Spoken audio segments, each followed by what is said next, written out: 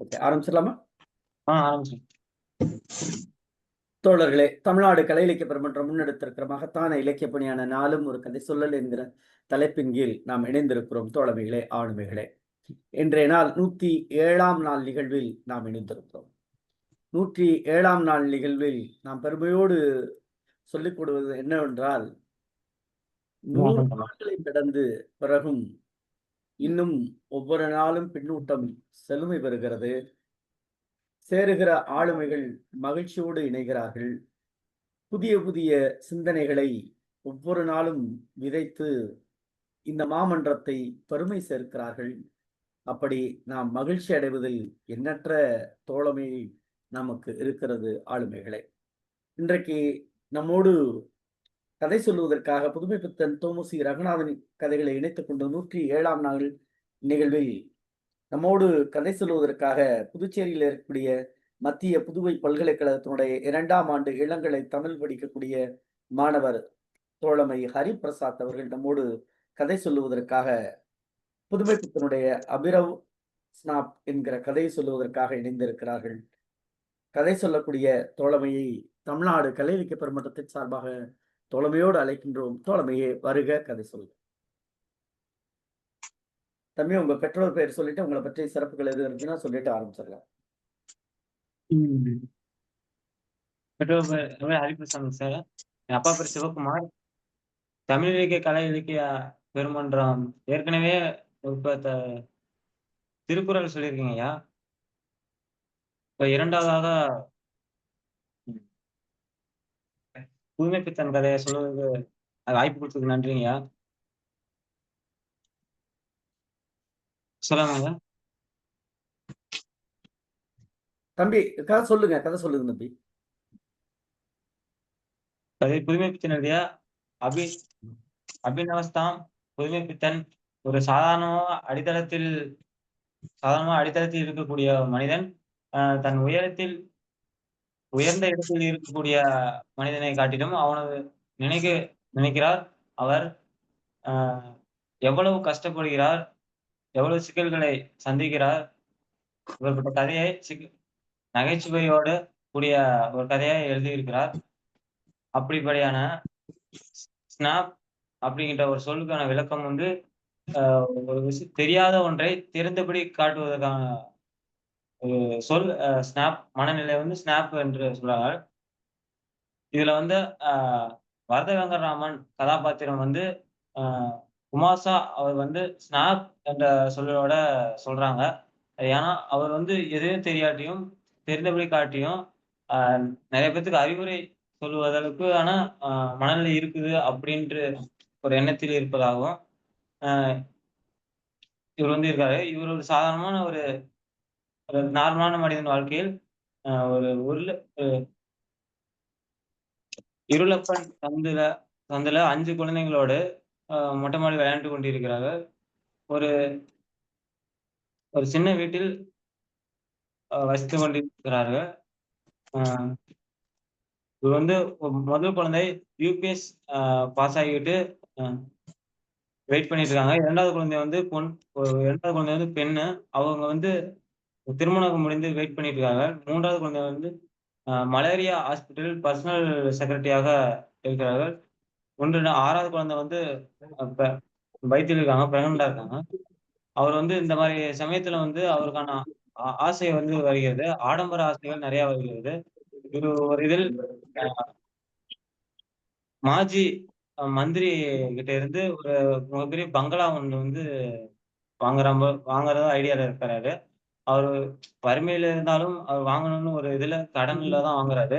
2000 சில்லறைக்கு வாங்குறாரு. பங்களா வாங்கி ஆடம்பர வாழ்க்கையில நடனம், நாட்டியம் போன்ற கலை நிகழ்ச்சிகள்லாம் நடத்தி நிறைய வரவுக்கு மேல செலவு வந்தனால அவர் கட்டுப்படுத்த முடியாம ஒரு வீட்டை விக்கணுங்கிற ஒரு நிலைமையில வந்துட்டாரு. ரொம்ப செலவு பண்ணுவாங்க. வீட்டை விக்கிட்டு நடக்குங்க. அப்ப வீடு விற்கும்போது ஒருவர் வந்து தருதலை மணி அப்படிங்கிறவர் வந்து வந்தாரு. அவர்கிட்ட கேட்கும்போது வீட வித்தரலாமா அப்படின்னு கேட்கும்போது வித்துதான் ஆகணும், வேற வழி இல்லைன்னு சொல்லவும் வித்துட்டாரு. வீட்டை வித்துட்டு ஒரு பழைய மனிதன் நார்மலான மனிதனா மறுபடியும் வாழ ஆரம்பிச்சு இருக்கிறாரு. இதுல வந்து என்னன்னா, அப்படி ஒரு எதுவுமே தெரியாட்டியும் அதை தெரிந்தபடி காட்டுவதனால ஒரு பிரச்சனை வரும். அவ்வளவுதாங்க.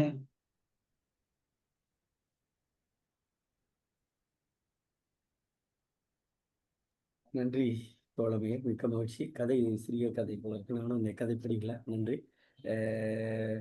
கணேசன் சாத்துரையா, பின்னோட்டம் சொல்லுங்க. நன்றி நன்றி ஐயா, வாழ்க வளமுடன். ஹரி வணக்கம். அப்படியே லைன்ல இருங்க, கடைசி வரை இருங்க. ஓகே, நன்றி. நன்றி. இன்று வந்து அபினவ ஸ்னாப் என்ற சிறுகதை, புதுமைத்தினுடைய சிறுகதை. இந்த சிறுகதை ஒரு சின்ன சிறுகதை தான். இந்த கதையை வந்து தம்பி ஹரிபிரசாத் ரொம்ப உள்வாங்கி கொண்டு ஒரு சிறப்பாகவே அந்த கதையை சொல்லி முடித்தார்கள். அவர்களுக்கு நம்மளுடைய மனமார்ந்த பாராட்டுகளையும் வாழ்த்துக்களையும் வணக்கத்தை தெரிவித்துக் கொள்வோம். வாழ்க வளமுடன்.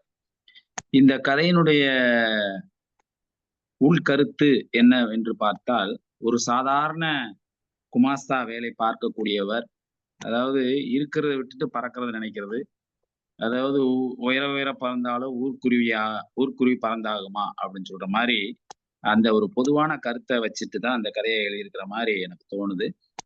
அவர் வந்து உண்மையிலேயே வந்து இதனுடைய கதாநாயகராக இருக்கக்கூடிய வரத வெங்கட்ராமன் அவர் வந்து ஒரு குமாஸ்தா, ஹெட் குமாஸ்தா இருக்காரு. அதாவது ஜந்துபாய் லல்லுபாய் சணல் வெங்காய வியாபார கம்பெனில ஹெட் குமாஸ்தா இருக்காரு. அந்த குமாஸ்தாவோட அவரு ஏற்கனவே ஒரு வீட்டுல இருந்துட்டு, அவங்க அதுக்கு முன்னாடி இருக்கிற வீட வந்து ஒரு மா மா மாஜி மந்திரி வாசஸ்தலமாக இருந்த பங்களாவிற்கு எதிரோடு வந்து தங்க இருக்கிறாரு. அது வந்து ஸ்ரீனிவாஸ் அப்படின்னு ஆயிருச்சு. அப்ப அந்த ஸ்ரீனிவாஸ் அப்படிங்கிற அந்த வீட்டுக்கு வந்ததை வந்து அது ஒரு விபத்து மாதிரி சொல்றாரு. அதுக்கு காரணம் என்ன அப்படின்னு சொன்னா, ஏற்கனவே மந்திரி இருக்கிற வீட்டுக்கு எதுக்கு இருக்குது, அதே மாதிரி அந்த பேங்க் 2000 சில்லற ரூபாய் ஒத்தி வைக்கப்பட்ட மாசி மந்திரின்னு சொல்றாப்புல. அது ஒரு பேர் இருக்கு. அந்த எதிர் வீட்டுக்கு வந்த உடனே இவருக்கு வந்து ஒரு தன்மை வந்த மாதிரி அது ஒரு விபத்து மாதிரி நினைச்சிட்டு இருக்காங்க. மற்றபடி இதுல என்ன அப்படின்னு சொன்னா, இவர் வந்து ஒரு 5 குழந்தைகளோட வந்து அந்த மாடி வீட்டுல குடியிருக்காங்க.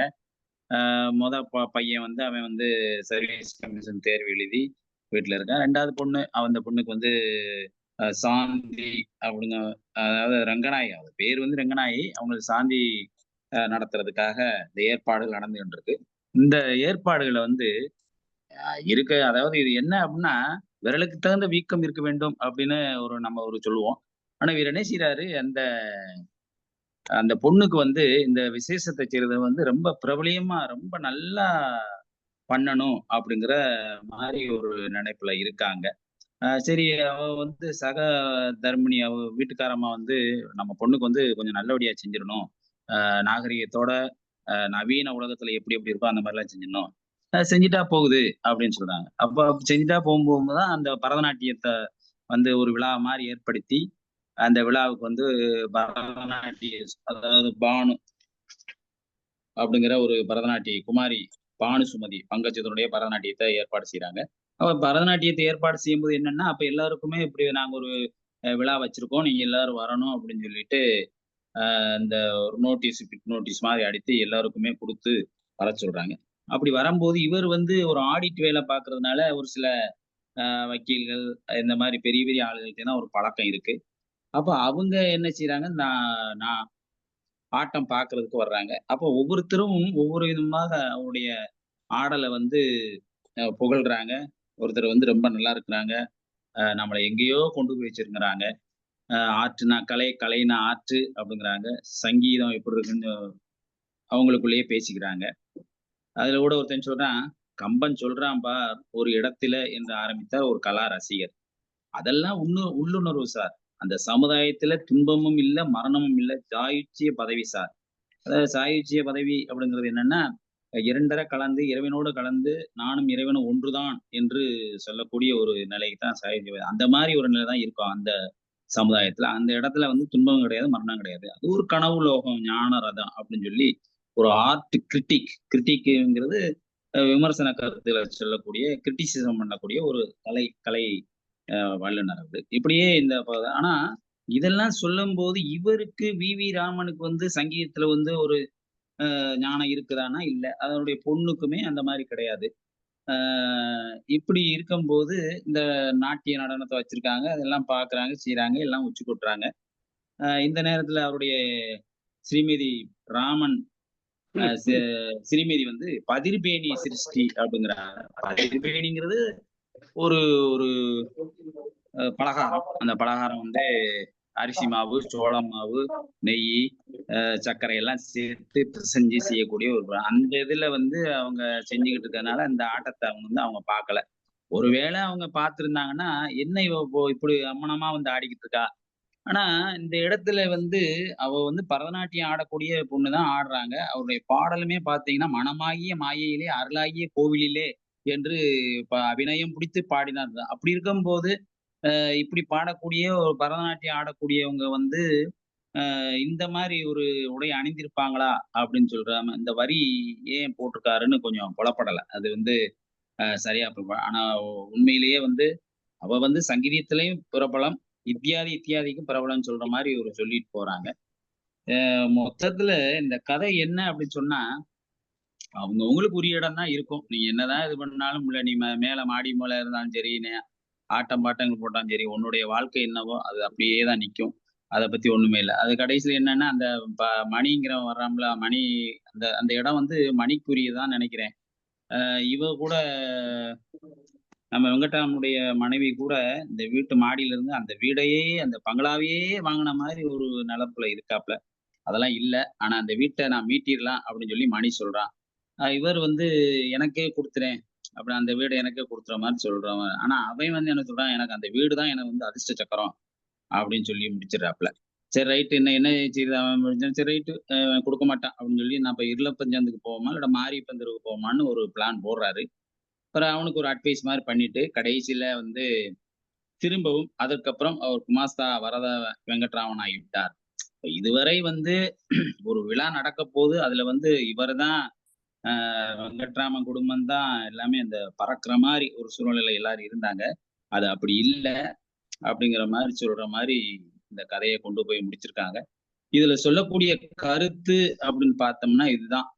அவரவர்களுக்கு என்ன விதித்திருக்குதோ அதுதான் நடக்கும். அதாவது இருக்கிறதை நினைத்து பறக்க நினைக்கக்கூடாது. நம்மட்ட என்ன இருக்கோ அதுக்கு தகுந்த மாரி வாழ்ந்து கொள்ள வேண்டும். அ அப்ப வந்து இந்த விழாவெல்லாம் இவள வந்து ஆடம்பரமா செய்ய வேண்டியது இல்ல.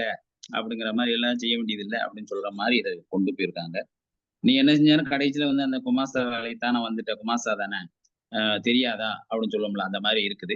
அப்பேற்பட்ட ஒரு கதை தான் இது. ஒரு சமுதாயத்தில் நடக்கக்கூடியத கேலி, கிண்டலாச்சு இந்த குடும்பத்தை சொல்லும்போது பார்த்தீங்கன்னா, உள் வீட்டு மந்திரின்னு சொல்றாங்க. அதாவது குடும்பத்த வந்து வீட்டுக்காரம்மாவ உள் வீட்டு மந்திரின்னு சொல்றாங்க. இன்னொரு இடத்துல பார்த்தீங்கன்னா, குடும்ப எரிமலைகள் சீரினை என்றாலும் நெருப்பு கக்கும் நிலையற்றவில்லை. அப்ப குடும்பத்துல இருக்கிற மனைவியையும், வீட்ல இருக்கிறவங்க மத்தவங்க சொல்றதையும் அந்த மாரி 2 வார்த்தைய போடுறாரு.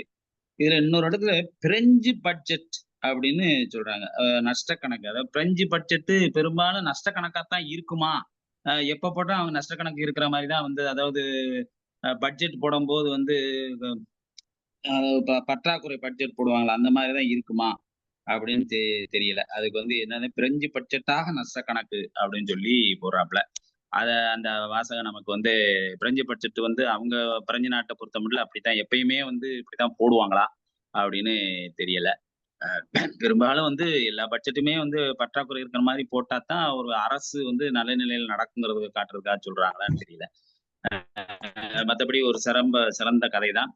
தம்பி ஹரிபிரசாத் ரொம்ப சிறப்பாக சொன்னார்கள். அவர்களுக்கு நம்முடைய பாராட்டுகளை மீண்டும் தெரிவித்துக் கொள்வோம். வாழ்க வளமுடன். வணக்கம். நன்றி, தேங்க்ஸ் சார். நன்றி தோழமையே. நவநீதன் ஐயா.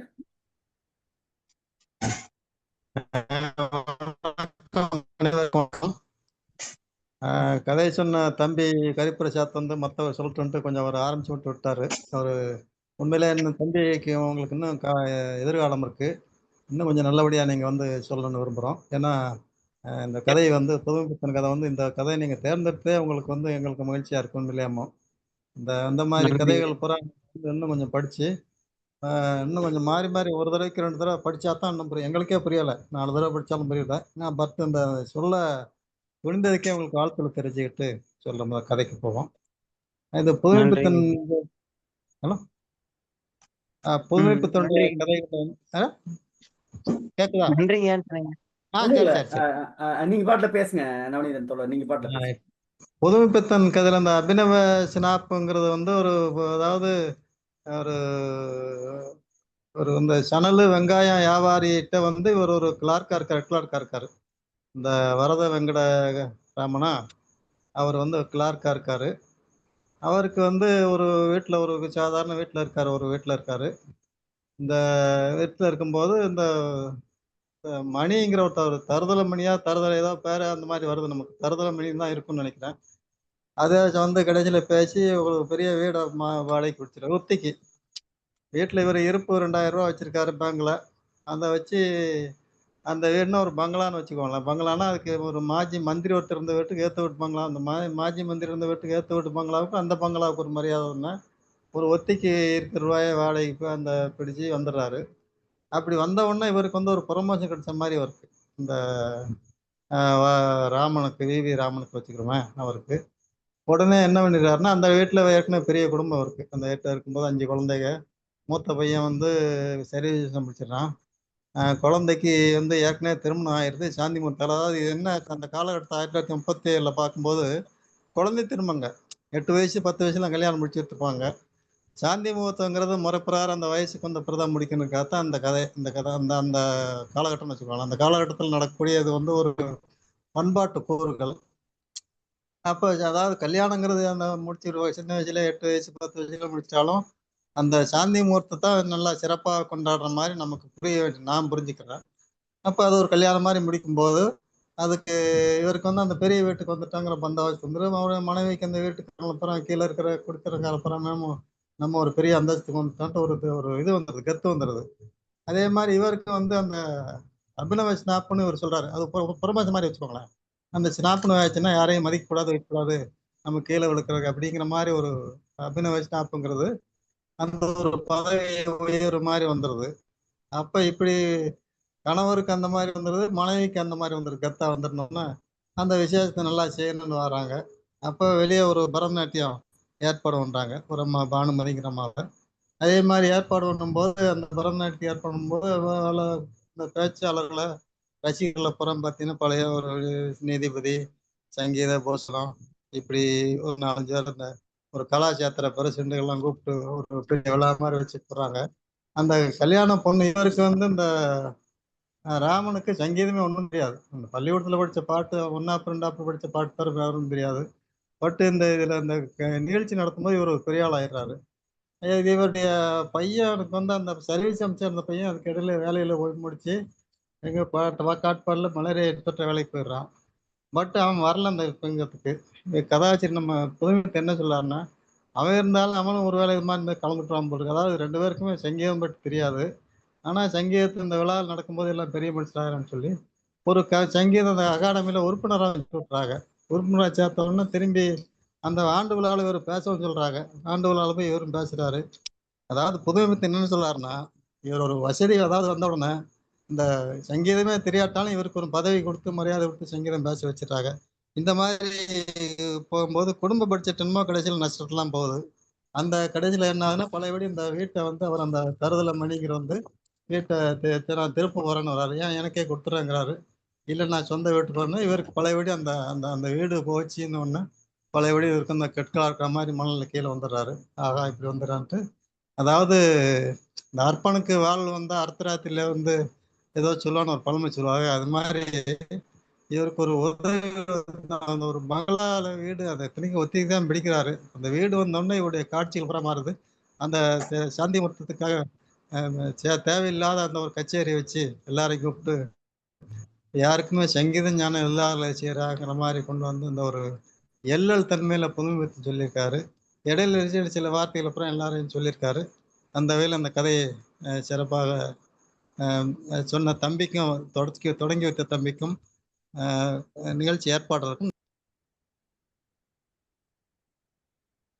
நன்றி தோழமையே, மிக்க மகிழ்ச்சி. விஜிலா தோழர்.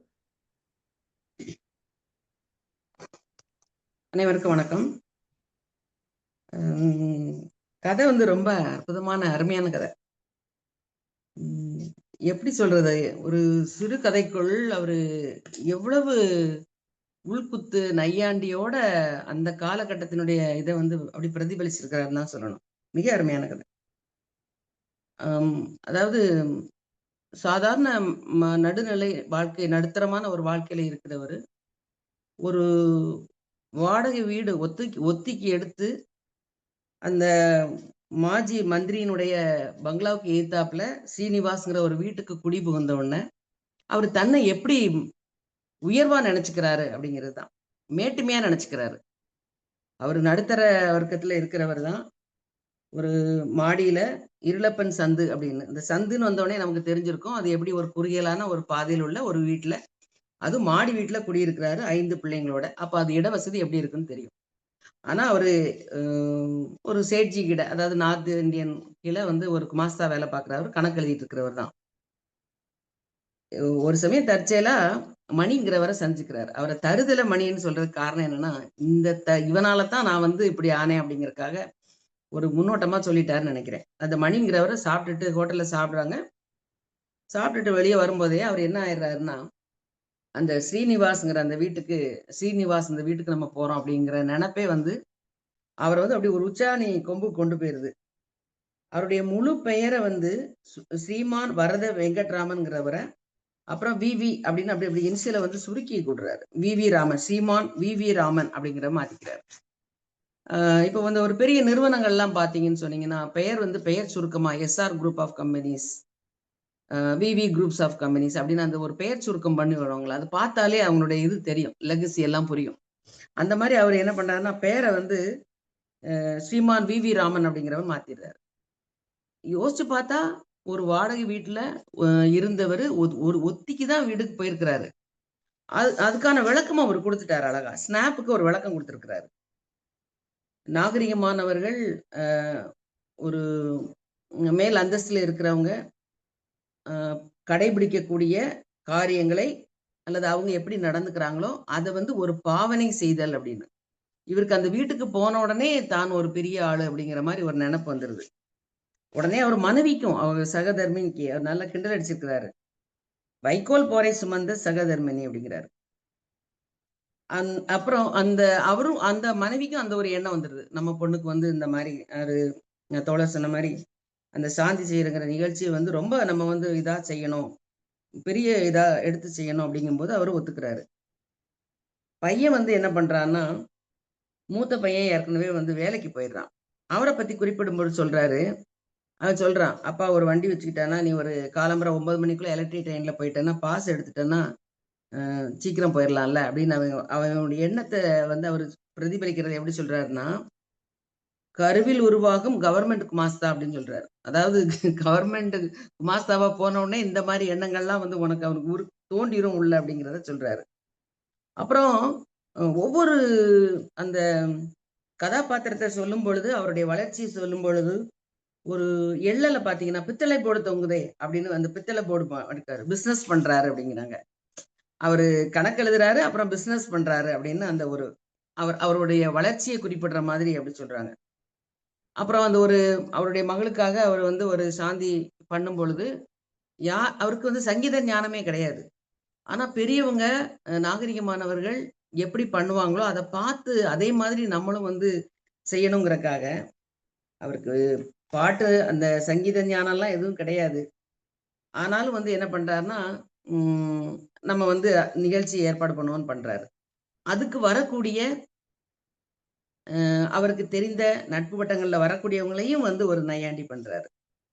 சகாரா பாலைவனத்துல கூட அந்த பானுசுமதி பங்கதத்தினுடைய நாட்டியம் என்றால் சகாரா பாலைவனத்துல கூட அவரை பார்க்க முடியும் அப்படின்னு கிண்டல் அடிக்கிறாரு.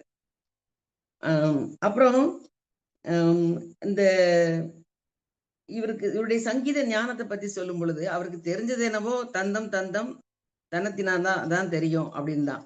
தந்திர குரங்கின் மோசம்பார் அப்படிங்கிற அளவுல தான் நிக்குது. அதுக்கு மேல ஞானம் கிடையாது.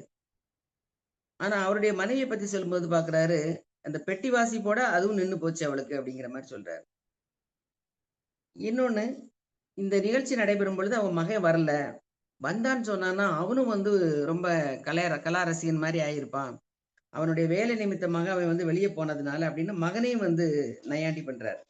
ஆனா இப்படி இப்படி ஒரு நிகழ்ச்சி நடத்தி இப்படிலாம் வந்து காசு செலவழிக்கும் பொழுது, ஒரு போலியான வாழ்க்கை வந்துட்டு இருக்கும்போது, அப்புறம் அவங்களுக்கு வரவுங்கிறது வந்து அவர் ஒரு சாதாரண குமாஸ்தா வேலை தானே. நாள் பட அவருக்கு வந்து கையில வந்து கொஞ்சம் செலவுக்கு திண்டாட்டமா இருக்கிற சமயத்துல, அந்த மணி வந்து கேட்கறான், "அந்த வீட்ட எனக்கே குடுத்துறேன்" அப்படிங்கிற மாரி சொல்றான். உடனே என்ன பண்றாரு, அந்த வீட்ட அவருக்கே குடுத்துடுறாரு. குடுத்துட்டு அவர் பழையபடி என்ன பண்றாருன்னா, சாதாரண குமாஸ்தாவாவே மாறிறாரு. அதாவது ஸ்ரீ ஸ்ரீ ஸ்ரீமான் வி.வி. ராமனா இருந்தவரு, குமாஸ்தா வரத வெங்கட்ராமன் ஆகிட்டார். அந்த ஸ்னாப்ங்கிற இதுக்கு அவர் குடுத்த விளக்கமே அதுதான். ஒருத்தர பார்த்து இவங்க இப்படி நடந்துக்கிறாங்க, நம்மளும் இப்படிதான் நடந்துக்கிறோம் அப்படின்னு சொல்லிட்டு பண்றோம்ல. அந்த மாரி ஒரு பாவலா பண்ணி, பழையபடி என்ன செய்றார்ன்னா, அந்த பழைய நிலைமைக்கே வர்றத வந்து ரொம்ப அருமையா சொல்லியிருக்காரு. அங்கங்க நையாண்டிலாம் சொல்லியிருக்கிறாரு.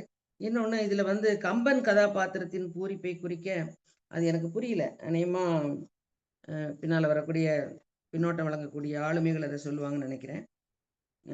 ரொம்ப ரொம்ப நான் எல்லாமே முழுமையா நான் சொல்ல வேண்டாம்னு நெனைக்கிறேன். இன்னும் வாசிச்சவங்க இன்னும் வந்து அதனுடைய எள்ளல்கள் எல்லாம் பார்த்து குறிப்பிடுவார்கள் என்று நம்புகிறேன். நன்றி, வணக்கம். நன்றி தோழமையே, மிக்க மகிழ்ச்சி.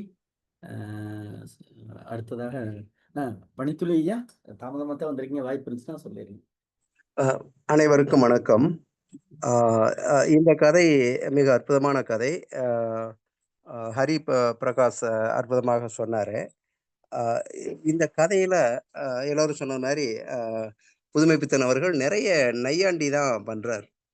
ஏன்னா இவங்க விஜயராமா சொன்ன மாதிரி இந்த ஸ்னாப் அப்படிங்கிறதுக்கு புதுமைப்பித்தனே அது அது அது நமக்கு புரியலையோ என்னமோ என்று நினைத்து விடக்கூடாதுங்கிறதுக்காக வேண்டி அவரே அதில் நல்ல விளக்கம் சொல்றாரு. அதை விஜயராமா சொன்னாங்க. நாகரிகமானவர்கள் நல்லவர்கள் பின்பற்றக்கூடிய கொள்கைகளை கொள்வதற்காக ஒப்புக்காக பின்பற்றுவதாக ஒரு பாவனை செய்வதில் தான் இந்த ஸ்னாப்புங்கிறது.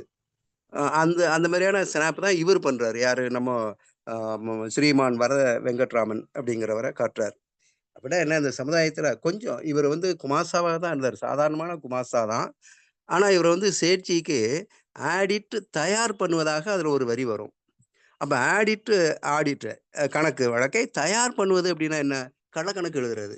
அப்ப இந்த சேட்ஜி நிறைய சம்பாதிக்கிறான். அதுல கருப்பு பணம் அப்படின்லாம் நம்ம சொல்றோம் இல்லையா? அந்த கணக்கு எழுதுனாதான் அந்த கருப்பு பணம்லாம் அதுல வரக்கூடிய வருமானமும் இவருக்கு வருது என்பதை மறைமுகமா சொல்றார். ஆடிட்டு தயார் பண்ணுவதாக அதில் ஒரு வரி வரும். அப்போ இவர் வந்து அந்த சேட்ஜிக்களுக்காக இந்த கணக்கு எழுதி அதில் வரக்கூடிய வருமானத்தாலும் இவர் வந்து நிறைய சேர்க்கிறாரு. அதனால தான் ஒத்திக்கு ஒரு வீட்டை வாங்கக்கூடிய நிலைக்கு போறாரு. தன்னை ஒரு மிகப்பெரிய மனிதனாக காட்டணும் அப்படிங்கிற எண்ணம் அவருக்குள்ள இயல்பாக பணம் வளர வளர அது வருது. ஒரு பழைய பாடல் ஒன்று உண்டு இல்லையா? காண முயலாட கண்டிருந்த வான்கோழி தானும் அதுவாக பாவித்து தன்னுடைய பொல்லாத சிறகை விரித்து ஆடினார் போலுமே.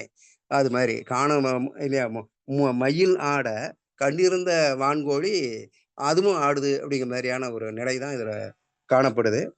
இதுல புதுமைப்பித்தன் ரொம்ப அருமையா சொல்லுவாரு. என்ன அப்படின்னா, இவருக்கு 5 குழந்தைகள். அத சொல்லிட்டு அடைப்புக்குறிகளை போட்டிருப்பாரு. எது? மனைவி ஒன்றுதான். இல்லையா?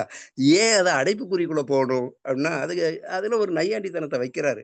காரணம், அந்த ரங்கநாயகிங்கிற அந்த பெண்ணுக்கு திருமணம் அந்த சடங்கு நடக்கும்போது, அங்க ஒரு குமாரி பானு சுமதி அப்படிங்கிற ஒரு பெண்மணிய ஆட வைக்கிறாரு.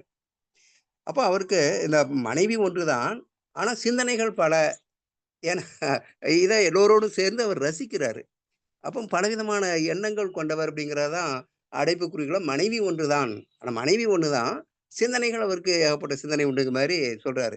இதை விட ரொம்ப நகைச்சுவை அவர் சொல்லக்கூடிய ஒரு இடம் உண்டு. என்ன அப்படின்னா, இந்த மனமாகிய மாயையிலே அருளாகிய கோவிலிலே சாத்தூர் கணேசன் அவர்கள் நல்லா அருமையா சொன்னாரு.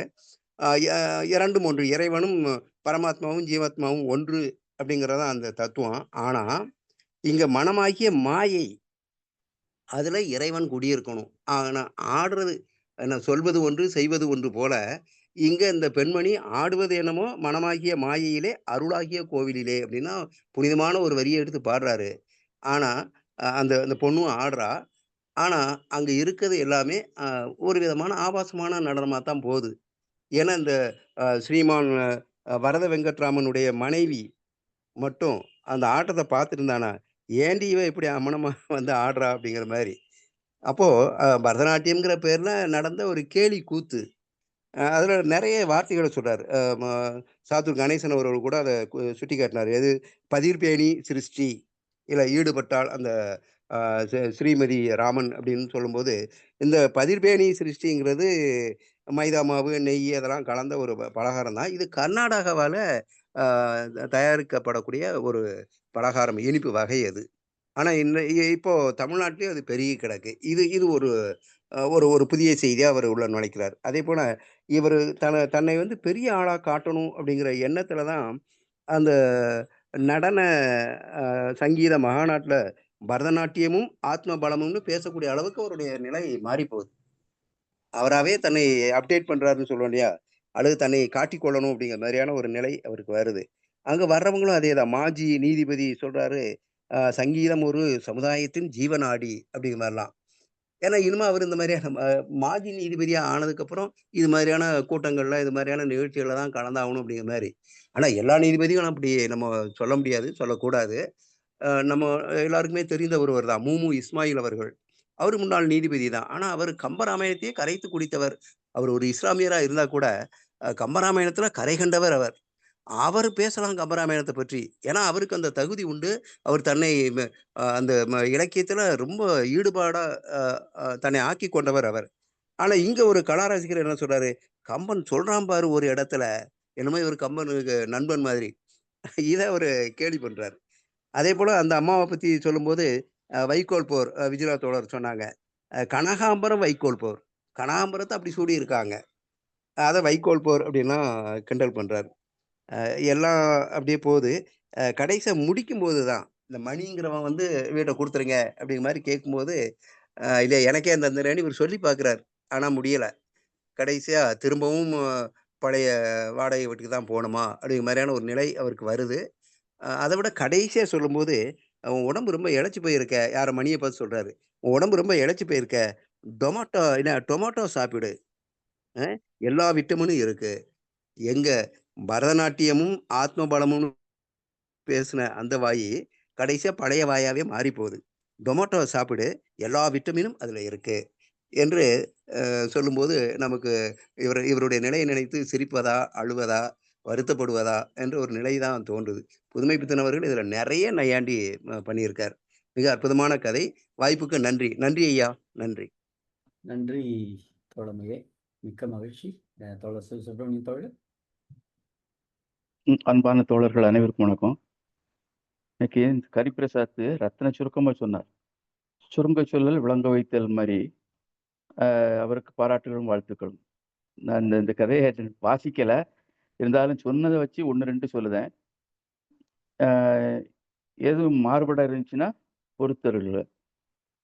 ஆடம்பர வாழ்க்கை, அதாவது படோடோபம் இருக்கிறத அறிஞ்சு இல்லா வாழ்க்கை வாழாமல் எடுத்து கட்டி வாழ்றது மாதிரி சொல்றது இருக்கிறது அழிவுக்குத்தான் இட்டு செல்லும்.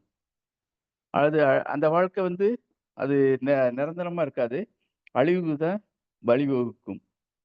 அது வரவு செலவு, வரவு அதிகமா இருக்கணும், செலவு குறையா இருக்கணும். அது மகிழ்ச்சியான வாழ்க்கையை தரும். வரவு குறைவா இருந்து அதிகமா செலவு இருந்துச்சுன்னா சிக்கல் தான், வாழ்க்கையில பிரச்சனைகள் வந்து மோதும். சுருக்கமா சொல்லணும்னா, இன்னும் இந்த கதையில வரக்கூடிய தருதலை மணியால் வரத வெங்கட்ராமன் வந்து தருதலை ஆக்கி போனார். அவன் இவரை தருதலை ஆக்கி விட்டுருந்தான். அந்த சேர்க்கை சரியில்லாம, இன சேர்ந்த இடம் சிற்றினத்தோடு சேர்ந்தால் சிற்றினம் ஆகி விடுவார் அப்படிங்கிறத சுட்டி காட்டுறாரு. பொதுவா பேருந்தில் அகலக்கால் வைத்தால் விழமாட்டோம், வாழ்க்கையில் அகலக்கால் வைத்தால் விழுந்தே தீர்வோம் அப்படிங்கிற மைய கருத்தை வச்சுக்கிட்டு இதுல புதுமைப்பித்தன் இந்த கதையை எழுதியிருக்கிறார் என்றே சொல்ல தோன்றுகிறது. வாய்ப்புக்கு நன்றி, வணக்கம். நன்றி தோழமையே, மிக்க மகிழ்ச்சி, சிறப்பு. வேற யாரும்? பேராசிரியர் ஒரே ஒரு கருத்து.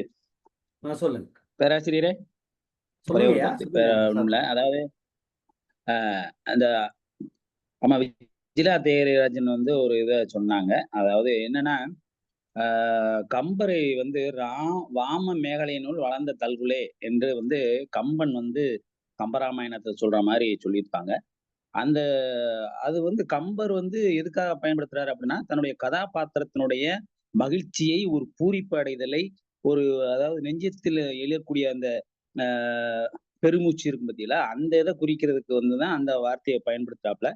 அந்த வார்த்தைய இங்க புதுமைப்பித்தன் எதுக்கு பயன்படுத்துறாருன்னா, தன்னுடைய சக தர்மனி பத்தினிக்காக பயன்படுத்துறார். ஜூனியர் கனகாம்பரம் வைக்கோல் போர் அப்படின்னு பண்றாரு. அவ வந்து அந்த பூ வந்து குடுத்திருக்கிறத வந்து அவன் கனகாம்பரம் குடுத்திருக்கான், கதம்பம் குடுத்திருக்கான், எல்லாம் குடுத்திருக்காப்ல. அது குடுத்திருந்தா கூட தலையில இவ அணிஞ்சிருக்கிறா. ஆனால் அணிந்திருந்தா கூட அந்த ஒரு பூரிப்பு, ஒரு மகிழ்ச்சி, ஒரு சந்தோஷம் இருக்கும்போது, கம்பர் சொல்லக்கூடிய அந்த வார்த்தை என்ன அப்படின்னு சொன்னா, மேகலை. அதாவது மேகலைங்கிறது இப்போ நான் ஆண்களாக இருந்தா ஒரு பணியன் இருந்தோம்னா, ஒரு பெருமூச்சு விடும்போது கொஞ்சம் விம்முற மாரி இருக்கும். ஆனா பெண்களாக இருக்கும்போது, மேகலை அணிந்து கொண்டிருக்கும்போது, அது கோர்வையாக இருக்கிறதுனால, அது பூராமே ஒ அதாவது விழுந்துரும்ல. படக்குன்னு அந்து போய் விழுந்துரும். அத குறிக்கிறது தான் இருக்கும். அப்ப அவருடைய பூரிப்பு வந்து அப்படி இருக்குது. ஆனால் வைக்கோல் போர் மாரி இத வச்சிருக்கிறவனுடைய பூரிப்பு என்னன்னு எனக்கு தெரியல. அந்த தகவல் இல்ல அப்படின்னு சொல்ற மாரி இத கொண்டு போறாரு. இது ஒரு நையாண்டியா, கேலியா, கிண்டலா சொல்ற மாரி தான் கொண்டு போறாருன்னு நான் சொல்லிக்கிறேன். அவ்வளவுதான். வேற ஒண்ணும் இல்ல. நன்றி தோழமையே. தம்பி எதுவும் சொல்ல விரும்புறீங்களா? இல்லை. தோழர்களுக்கு வணக்கம். டிஎஸ்என் தோழர். சொல்லுங்க சொல்லுங்க. மிக அருமையான கதை. சிறிய கதையினாலும் கூட நம்முடைய இளைஞர் மிக அருமையாக சொன்னார். பாராட்டுக்கள். அவருடைய உரை கதை கதை சொல்வதற்கு பின்னால் உள்ள பின்னூட்டங்கள் மிக மிக அருமையாக இருக்கிறது. இப்போ வந்து இதே நம்முடைய நிகழ்வுக்கு ஒரு மிகப்பெரிய வெற்றி என்றே நான் கருதுகிறேன். போக போக நம்ம நாளொரு அதிகாரம், நாளொரு கதை இதெல்லாம் சொல்லும் போது இப்போ உள்ள நம்முடைய பின்னூட்டங்கள் இருக்கலாம். அதே ஒரு கிட்டத்தட்ட ஒரு ஆய்வு கருத்துக்கள் மாதிரி வருவது மிக மிக ஒரு ஆரோக்கியமான போக்கு. அதை நான் இன்று ஆரம்பம் முதல் கண்டேன். மிக மகிழ்ச்சி. வாழ்த்துக்கள் அனைவரும். நன்றி தோழமையே, மிக்க மகிழ்ச்சி. நிறைவாக நம்முடைய தமிழ்நாடு கலை இலக்கிய பெருமன்றத்தினுடைய பொதுச் செயலாளர் தோழமை மிக்க மருத்துவர் தாரமையா அவர்கள்.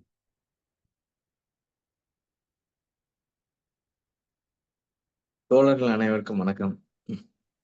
இன்னைக்கு ஹரிபிரசாத் அந்த கதையை உள்வாங்கி அவன் புரிந்துகிட்ட வகையில் மிக எல்லாத்தையும் சொல்லிட்டாங்க. ஏறக்குறைய அந்த நகைச்சுவையும் ரசிச்சிருக்காரு. அவரு புதுமைப்பித்தன் எங்க கிண்டல் பண்றாரு, எங்க இது பண்றாருன்னே தெரியாது. அப்படி ஒரு இதுல கூட அவரு நகைச்சுவையெல்லாம் ரசிச்சு மிக சரியான பொருளில் சரியான இது கதையை சொன்னார். அதுல இது வந்து அபினவ் ஸ்னாப். அபினவ்ன்றது ஒரு புதிய, ஸ்னாப்ன்றது அவர் பாவனைன்னு சொல்லிட்டாரு. ஆனா ஸ்னாப்ன்றது ஒரு நாய்ஸோட ஒரு பிரேக்கிங் சவுண்ட், அவ்வளவுதான். அப்ப இவர் வந்து ஒரு சாதாரணமா ஒரு இருளப்பன் தெருல ஒரு வீட்டுல, மாடி வீட்டுல குடியிருக்கிறவரு. ஒரு 5 பிள்ளைகள் உள்ளது. மூத்த பையன் வந்து சர்வீஸ் கமிஷன் போயிருக்கான். 2வது ரங்கநாயகி. அதுக்கு அந்த அம்மா பேரு கனகாம்பரம். இப்படிப்பட்ட ஒரு குடும்பம் இது வந்து. அந்த குடும்பம் வந்து திடீர்னு அவங்க பேங்க்ல உள்ள டெபாசிட்ட அவர் வந்து ஒரு தரகரை பார்க்கும்போது ஒத்திக்கு ஒரு வீடு வாங்கிடுது. ஆனா அந்த அம்மாவுக்கு என்ன நினைக்குது, பங்களாவே தன்னுடைய கணவர் வாங்கிட்டாரு அப்படின்னு நினைக்குது. அதனால அந்த பொதுவா இப்படி ஒரு விஷயம் வந்துருச்சுன்னா என்ன பண்ணுவாங்கன்னா, எல்லாத்தையும் கூப்பிட்டு சொல்லுவாங்க. அதுல கூட சொல்லியிருப்பாரு, டபுள் கலர்ல 13 திக்கில் ஸ்டீமர் தலைப்பு போட்டு அந்த விசேஷ பதிப்பை எல்லாருக்கும் விநியோகிச்சாங்க அப்படின்னு சொல்லியிருப்பாரு. அந்த ஒரு சாதாரண ஒரு வாடகை வீட்டில் இருக்கக்கூடியவங்க திடீர்னு தன்னுடைய வீட்டுக்காரர் வந்து சொன்ன உடனே, நான் அந்த மாதிரி அதுவும் மாஜி மந்திரி. அப்ப 1938 இருந்தது. மாஜி மந்திரி பங்களா வீட்டுல இருந்தாருன்றதே ஒரு குறியீடாக வைக்கிறார். அப்ப அவன்லாம் ஊழல் பண்ண ஆரம்பிச்சிட்டாங்க அப்படின்றது. அந்த வீட்டுக்கு எதிர்த்த வீடு ஸ்ரீனிவாசன்ற ஒரு வீட்டு ஒரு ஒத்திக்கு வாங்கின உடனே அவளுக்கு மிகப்பெரிய சந்தோஷம். இதுக்கடையில அந்த லேசா முதலே ஆரம்பிச்சதே சொல்லிட்டு போவாரு. அஸ்திவாரம் இல்லாத கட்டிடமாகையால் எப்போதும் மூக்கு கொஞ்சம் வந்து நெத்திக்கை விட நீண்டு கொண்டிருக்கும் அப்படின்னு சொல்லுவார். இது வந்து காற்றில் மிதக்கும்னு சொல்றாரு. இது வந்து அந்த கதையினுடைய போக்கை ஒவ்வொரு இடத்துலயுமே புதுமைப்பித்தன்ற மாதிரி ஒரு ஸ்டான்ஸ் கொடுத்துட்டு போவார். அந்த கதை எப்படி போக போகுது? அஸ்திவாரம் இல்லாத கட்டிடம், மூக்கு வந்து நெத்திக்கு விட முன்னாடி வந்து மிதக்குன்றது. அப்புறம் வந்து நாசி நுனியில் நீங்க யோகம் வந்து நின்னீங்கன்னா தியானம் பண்ணும்போது அந்த 2 கண்ணும் மூக்கோட நுனியைத்தான் பார்க்கணும்பாங்க. அப்ப நிறைய தெரியும்னு சொல்றாங்களாம். அதையும் கிண்டல் அடிக்கிறார். யோக முனிவர்கள் வந்து இந்த நாசி நுனியை 2 கண்களால் பார்க்கும்போது நிறைய தெரியும்னு சொல்றாங்க. ஆனா இவங்க இருக்காங்களே தங்க விளிம்பு போட்டு அவங்களுடைய கண்கள் நாசி நுனியை பார்க்கும்போது எது தெரியுதுன்னு எனக்கு தெரியாது. ஆனா ஒண்ணு மட்டும் தெரியும், உங்களையும் என்னையும் மனுஷன்னு மதிக்க மாட்டாங்க இவங்க. யாரு? அந்த அபினவ ஸ்னாப்பர், அபினவ் ஸ்னாப்பா மாறு. இந்த இவன் யார்? வெங்கட்ராமன் என்ன பண்றான்? அபினவ் ஸ்னாப்பா மாறி இருக்கான். எப்ப? இந்த வீடை வந்து ஒத்திக்கு வாங்கும்போது சாதாரண வெங்கட்ராமனா இருந்தவன் வி ராமனா, வேட வெங்கட்ராமனா இருந்தவன் வந்து வி ராமனா மாறுறது வந்து அபினவ ஸ்னாப் அப்படி மாறிட்டான். இதுல வந்து அவனுடைய மனைவியை சொல்றாரு. அவ வந்து வைக்க போற எடுத்துட்டு போய்கிட்டு இருக்கா. நீங்க வந்து கம்பன் வேணா அப்படி இது பண்ணிருக்கலாம். அல்குல் இப்படி இருந்தது, இவர் இடையினுடைய இந்த இது வந்து இப்படி தான் இருந்தது. ஆனா இவனுடைய தலையில என்ன பூ இருக்கு? வைக்க போறதுதான் பூவாட்டம் இருக்கு. கனகாம்பரம் மாட்டி அவதான் அவளுக்கு இருக்கு. அது ஒரு சாதாரண குடும்பத்தை சேர்ந்த அந்த இது வந்து சாந்தின்னு சொல்றாரு. சாந்தின்றது நம்ம நவநீதகிருஷ்ணன் தோழர் சொன்ன மாதிரி ஒரு சிறு குழந்தைக்கு கல்யாணம் முடிச்சு அதா கூட இருக்கலாம். இல்ல ஏதோ ஒரு நிகழ்வு, அவ்வளவுதான். சாந்தி என்பதை ரொம்ப தடாப்புடலா நடத்திடணும்னு நினைக்கிறாங்க. அது வந்து திருப்பி பார்த்தா அது கலை வகுப்பில் வாரம் நடந்ததாகவும் வருது அந்த கதைகள்ல. முதல் இதைத்தான் வந்து அந்த கலாபவனம், அது வந்து ஒரு மிகப்பெரிய கேரளாவில் உள்ள ஒரு பெரிய இது. அது வந்து ஏற்பாடு பண்றப்ப அதை பத்தி நிறைய சொல்றாரு, கமெண்ட் அடிச்சுட்டு போறாரு. பெரிய கவர்மெண்ட்லயே உத்தியோகம் கழிச்சவன் வந்து வந்திருக்கான். அவன் வந்து இந்த அம்மா டான்ஸ் ஆடினா இங்க இல்ல, சகாரா பாலைவனத்துல நடந்தாலும் போவான். அப்படிப்பட்ட அந்த குமாரி பானு சுமதி பங்கஜத்தின் நடனம், அத ஒவ்வொருத்தரும் ஒவ்வொரு விதமா பேசுறான். அப்படி பேசுறப்பதான் அவர் கவிதையை சொல்றாரு. மனம் வந்து என்னத்தையாவது சொல்லும், ஆனா கோயில் வந்து அருளால் நிறைந்த கோயில் வந்து ஒண்ணு போல இருக்கும். மனம் வந்து வெவ்வேறு திக்குல போகின்றது. அந்த நடனத்தையும் பத்தி ஒரு விமர்சனம். அந்த அம்மா ஏதோ ஒரு பலகாரம் செய்யுது, அது சொன்னாங்க, கணேஷ் சார் சொன்னாங்க. அந்த பலகாரத்தை பார்க்கலன்னா என்ன அம்மனமா ஆடிக்கிட்டு இருக்கா அப்படின்னு வந்து அந்த அம்மா சொல்லும். அதே நேரத்துல அவங்க பையன், மூத்த பையன் சர்வீஸ் கமிஷன் பாஸ் பண்ணியிருந்தான்றாங்க. அவன் வந்து எங்க போயிருக்கான்? இப்ப வந்து ஒரு மலேரியானுடைய வேலைக்கு ஒரு பிஏவா போயிருக்கான், ஒரு நேர்முக உதவியாளரா போயிருக்கான். அவன் பார்த்திருந்தானா அவன் மனசு கூட இந்த பானு சுமதியோட ஆட்டத்தை பார்த்து செதஞ்சு போயிருக்கும் அப்படின்லாம் சொல்லிட்டு போற. அப்ப இந்த ஆட்டம் வந்து ஒரு மாதிரி ஒரு ஆபாசமான நடனமாக இருந்திருக்கும். அடுத்து வாரம் நடத்துறாங்க. இப்படி போய்கிட்டு இருக்கப்ப என்ன பட்ஜெட்? இது வந்து முதல்ல சொல்றாரு, இவர் வந்து எப்படிப்பட்ட ஆளு, கடன் வாங்க தெரியும், சேமிக்க தெரியும் அப்படின்னு சொல்லிட்டு போற. இவனை பத்தி ஒரு அடுக்கு இது பண்றாரு. இதுல கடன் வாங்க தெரியும், மிச்சம் பிடிக்க தெரியும், ஆடிட் செய்ய தெரியும், குடும்பத்தில் உள்நாட்டு மந்திரியோட அபிப்பிராய பிரயம் கொள்ள தெரியும். ஆனா இப்படி இருக்கிற ஒரு மனிதர் வந்து இந்த மாதிரி வாரம் நிகழ்வுகள் நடத்திக்கிட்டு இருக்கும் போது அது வந்து மேற்குடி மக்களுக்கு வேணா அது வந்து இதா இருக்கலாம். ஒருத்தன் பாட்டை கேட்டு ரொம்ப நாள் ஆச்சுடா, இந்த சீசன்ல ஒரு வாரம் இவனுடைய பாட்டை வை அப்படின்லாம் சொல்லி உரையாடல் நடக்கிற மாதிரி போறாரு. அப்புறம் என்ன ஆகுது? பிரெஞ்சு பட்ஜெட் மாதிரி ஆயிடுது வீடு. பிரெஞ்சு பட்ஜெட்ன்றது எப்பயுமே இதா இன்னும் எரிமலை ஆகல, ஆனா பயங்கரமா பட்ஜெட் இதா இருக்கு. இப்படி இருக்கிறப்பதான் அவன் வந்து இவனுடைய வர்றது சொல்றாரு. அந்த சாப்பிடுற இதையும் சொல்றாரு. அது வந்து சரியா வேகாத உருளைக்கிழங்கு. அது உருளைக்கிழங்க நல்லா குக் பண்ணிட்டா விட்டமின்ஸ் எல்லாம் போயிடும். உருளைக்கிழங்குல விட்டமின்ஸ் இல்ல. பொதுவா ஒரு உணவை வந்து ரொம்ப குக் பண்ணா விட்டமின் போயிடும். அதையும் கொண்டு வந்து சேர்க்கிறாரு. நீங்க வந்து பிரெஞ்சு பட்ஜெட்ன்றது யாருக்கு என்னன்னு தெரியாது. ஒரு அபிநவ ஸ்னாப்ன்றது யாருக்கும் தெரியாது. ஒரு டபுள் கலர்ல 13 திக்குலையும் ஒரு தலைப்பு போட்டு விசேஷ பதிப்பு, என்னென்ன உலகினுடைய டெவலப்மெண்ட் நடக்குதோ அதெல்லாம் ஒரு சின்ன கதைக்குள்ள கொண்டு வந்து உள்ள வச்சிடறாரு. கம்பனை பத்தி தெரியாது. நீங்க வந்து கம்பனை எல்லா இடங்களையும் போற இடங்கள் எல்லாம் சொல்லிட்டு பாரு. இதுல சுதந்திரத்தையும் சேர்ப்பார். அவர் எப்படி மகிழ்ச்சியா இருந்தாருன்னா, பூரண சுதந்திரம் கிடையாது. 38ல எழுதுறாரு. பூரண சுதந்திரம் கிடைச்சா நம்ம எவ்வளவு மகிழ்ச்சியா இருப்போமோ அந்த மகிழ்ச்சியோட இருக்காரு. இது புதுமை பித்தனோட ஒரு இது. ஆனா அவர் யார் சார்பா இருக்காருன்றதுதான் அந்த இது சொல்றது. அவங்க எல்லாம் பார்த்தா நம்மளுக்கு நம்மளையும் உன்னையும் என்னையும் மனுஷனாவே தெரியாது அப்படின்றதுல ஒரு எந்த வர்க்கத்தின் சார்பாக புதுமை பித்தன் இருந்தாருன்னா, ஏழை எளிய மக்களின் சார்பாகத்தான் அவனுடைய கதைகள் எல்லாத்தையும் நகர்றாரு. அந்த வீடை கூட சொல்றப்போ ஒரு ரெடிமேட் சிமெண்டால் ஆன வீடு. ஆனா ஜப்பான் பொருளை போல மினுமிக்குது.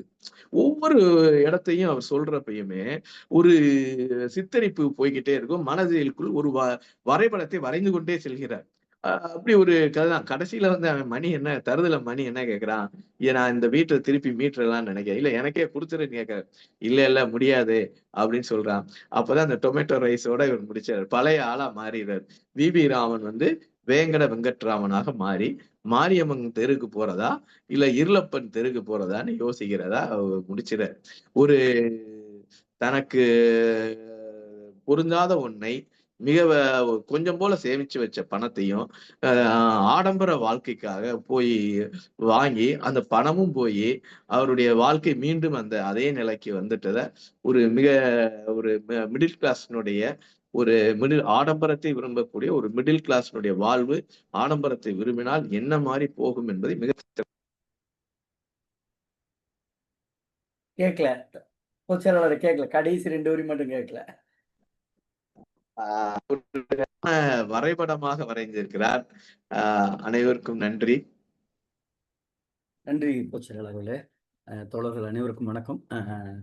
இன்றைய கதை சொல்லி அருமை தமிழ் மாணவர்களுக்கும் பின்னூட்டம் அந்த ஆளுமைகளுக்கு தமிழ்நாடு கலை இலக்கிய பெருமன்றத்தின் சார்பாக நெஞ்ச வாழ்த்துக்களையும் பாராட்டுக்களையும் பதிவு செய்கிறோம்.